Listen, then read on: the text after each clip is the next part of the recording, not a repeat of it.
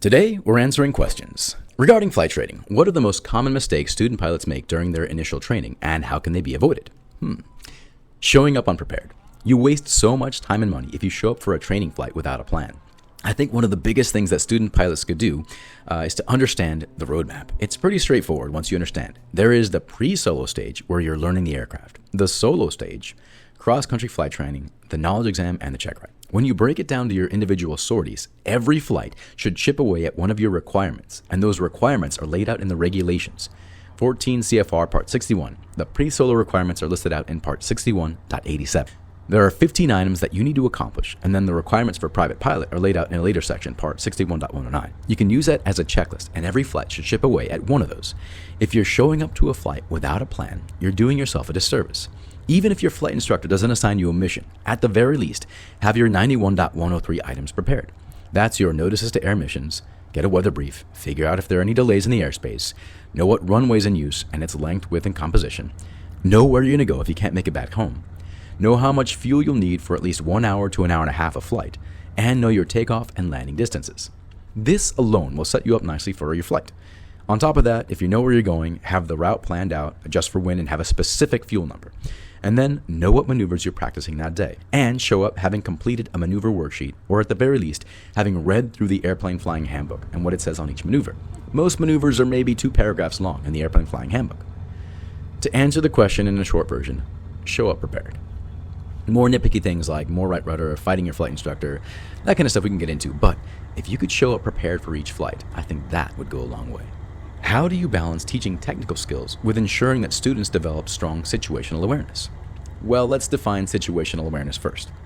Situational awareness is having a good idea of what's happening inside your aircraft, what your aircraft is doing, and what other aircraft in the airspace are doing, and what they're likely to do. It's knowing or expecting what's going to happen next. The FAA says that you should spend 90% of your time looking up and outside of the aircraft, and only about 10% of the time looking at your instruments. Keeping your head on a swivel is a great start.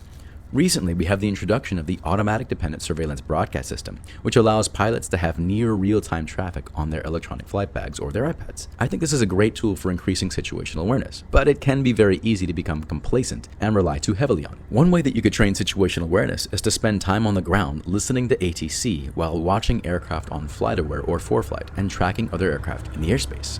While listening to them talk, you can kind of get an idea of what they're going to do, and you can watch them in almost real time. I also have some exercises that I like to challenge students with to test their situational awareness. It's adapted from an Air Force exercise that my brother showed me a while back. It's pretty fun. I even made versions of it for my employees back at Guitar Center. What advice do you have for student pilots who are struggling with their confidence in the cockpit? Knowledge is power. I remember when I first got my private pilot certificate, I actually ended up being less confident. Are you familiar with the Dunning-Kruger effect?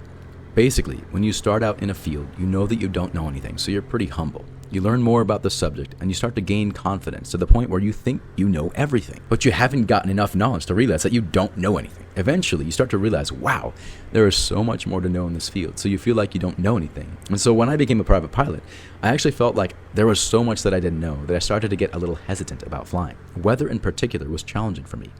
I struggled to fly on days that were anything less than perfect because I didn't want to bust a regulation or put myself in a position that, would create problems. It wasn't until I sat down and studied weather in depth that I became confident in my ability to brief the weather and go fly in less than ideal conditions. Of course, still legal, but less than ideal. I think the best way to deal with something like that is to go up with an instructor and have them challenge you. I flew with my CFII in adverse weather so that I could overcome that discomfort. Now, I still don't intentionally fly into thunderstorms, but I am less likely to cancel the flight because there's a cloud out in the distance. How has your experience as an airborne ranger influenced your approach to leadership in aviation? Well, let's define that term again. Leadership is the art of influencing people to progress with cooperation and enthusiasm towards the accomplishment of the mission. The objective of leadership is to help people see how what you're asking of them is helpful or beneficial to them. We had to trust that our leadership was sending us out on missions with the best training and with the best dudes watching our backs. Student pilots and your wingmen need to know that you have their best interests at heart for them to trust you. And trust is a huge part of aviation. You wouldn't just get into an aircraft with some random person and expect them to keep you safe. There's a high level of trust in a flight instructor or a commercial pilot. So this art of leadership, showing your pilots how everything fits into the bigger picture. Someone who might not like slow flight or stall recovery might fight you on training those skills, but if you show them how it fits into their training, how slow flight is actually how we land the aircraft, and stall recovery is how we save people's lives when they're low to the ground, If you show them how important it is, they're more likely to follow you and stick with it. What leadership qualities do you believe are essential for a successful flight instructor, and why? Patience is key. I think you really have to want to be a flight instructor because it can be a very challenging field. You have to know a little bit of psychology to be an effective instructor, and I think the FAA is pretty good about making us learn the fundamentals of instruction. Also, I really don't like people who pretend to know everything. I've experienced that a couple of times with instructors in the area who are not humble enough to admit that they don't know something. I think it would be ridiculous to assume that or to think that you need to know everything, and I think it's okay to admit that I don't know and go look it up. I think it's a better skill to show your pilots that it's okay to admit that you don't know something, and it's better to go look it up than bullshit your way through it. Also, don't be a dick. How do you handle situations where a student is not responding well to traditional teaching methods? One of my favorite things to do is develop innovative ways to train. If a pilot is struggling with the radio, for example, I like to break out my walkie-talkies, go draw a chalk runway in the parking lot, and practice radio calls on the ground. I think one of the key elements of being a flight instructor is thinking outside the box and finding novel ways to train people. What habits do you recommend pilots develop to continuously improve their flying skills and knowledge? Like learning a new language, you should immerse yourself in the world of aviation. I recommend that pilots constantly quiz themselves and seek to turn their weaknesses into strengths. It takes maybe 5 minutes to knock out a 10-question quiz in the morning. You can find what you got wrong in the appropriate handbook, spend a few minutes studying up on it, and then retake a quiz on the subject. And you do this long enough, and your weaknesses will become your strengths. I also think that building a home simulator and treating it like an airplane is a great tool for supplementing your flight training. My pitch is that for the price of one single flight, you could build a home simulator and have thousands of hours of practice time in the comfort of your own home. Again, the caveat is that you must treat it like an airplane and use the appropriate checklists for every single phase of flight. My buddies made fun of me, but I literally practiced the pre-flight inspection using the checklist in my simulator. I practiced my radio calls on the ground. I had my wife mess with the aircraft to practice unusual attitude recovery. I practiced emergency procedures and intentionally flew into difficult conditions in the sim so that I could come back and be comfortable in the real plane. This isn't to say that you should buy a simulator and then go brag to other pilots that, look at me, I'm an awesome pilot because I fly simulators. Build a tool, use it effectively, and shut up about it, and then your skills should speak for themselves. How can pilots maintain a healthy work-life balance, especially when dealing with the demanding nature of flight training and aviation careers? Open communications is key. Talk to your families. If you need to set a reminder to send out a text or a call to keep your family in the loop when you're at work or when you're training, do it. Some people are really afraid of you crashing the plane and dying, and while it's rare, it does happen. So keep your communications open. In fact, let me pause here and let's just talk about life in general. If you have a family, if you got kids, open communications are key. Start talking to your family early. Show your kids that you're a safe person that they can talk to, and they will be more likely to talk to you about scary things when they become teenagers or when they become adults. I cannot stress how important it is to keep open lines of communication. Back to the original question. Meditate. Cognitive behavior therapy is an excellent tool for maintaining your sanity. It's easy early on in your training to just muscle through because you're in love with aviation. Once you hit about 700 to 800 hours of flying, and you're flying 5 times a day, I don't care who you are, it's going to turn into a job. I recommend meditation and being present in the moment. I read a Stoic quote every morning and meditate on that quote. It sucks that the FAA stigmatizes mental health so much because I believe everyone could benefit from cognitive behavior therapy. What strategies do you use to stay motivated and continuously improve both as a pilot and as an instructor? I think you have to start with why. Why are you out here burning fossils in the sky? If it's something you're passionate about, I think it'll be pretty easy to stay motivated. If you're seeking a career, ask yourself, why do you want to go be a commercial pilot?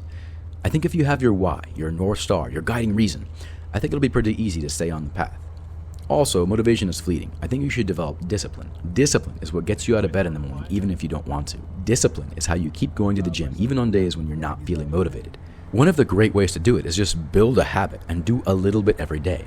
Set a 5-minute timer, go knock out a short quiz, go shoot an approach in your home simulator, or go read a page in the airplane flying handbook. Building the habit and staying disciplined, even when you're not motivated, is key. Some fun ways that I have found to make flying fun is to create a sort of video game or create a point system or level system. If you play role-playing games, some of these games have like a tech tree that you can research. You can build a tech tree for each skill that you're developing as a pilot. You can level up after a certain number of flights or a certain number of landings. Or on days where I'm going to a new airport, I like to pretend that I'm capturing a new airfield in War Thunder. For maneuver lessons, I like to pretend that I'm dogfighting the Red Baron, where every maneuver is a way to get on his tail. Or for every maneuver you do, you earn a certain number of points. And if you're within the Airman Certification Standard, you get a bonus or something. I don't know. Or you could do a scavenger hunt. Get together with other pilots and list things that you want to see, and make a scavenger hunt of it. I just saw my first whale this year after almost a decade of flying. That was pretty exciting. Life is too short to be boring. Make a game out of it. Can you share a challenging experience from your aviation career and the lessons you learned from it? I actually busted my instrument check ride. That was pretty rough. We were shooting a circling approach to a landing, and I had never shot this approach or landed on this runway before.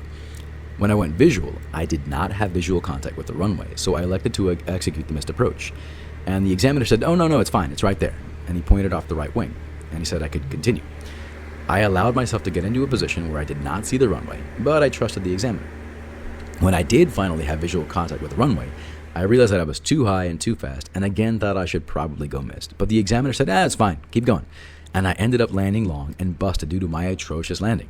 It was a pretty frustrating experience because I know I should have just gone missed, but I allowed myself to get talked into a bad position.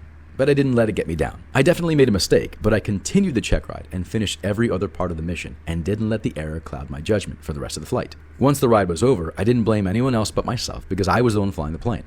I got back to my flight instructor, apologized to him for making a stupid mistake, and immediately went back into training. I rescheduled the check ride for the next day and passed it without any issue. I think the key takeaway from this is to compartmentalize. I knew what I had to do to fix it. I retrained with my instructor and then re-engaged and completed it.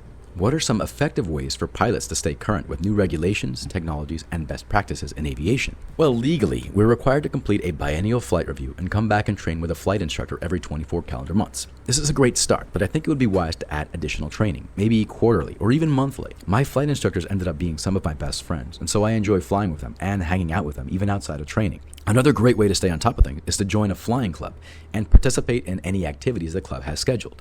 Trivia nights and competitions are a great way to keep your skills sharp. Legally, you're required to do 3 takeoffs and landings in the preceding 90 days to carry passengers. But is that really staying proficient?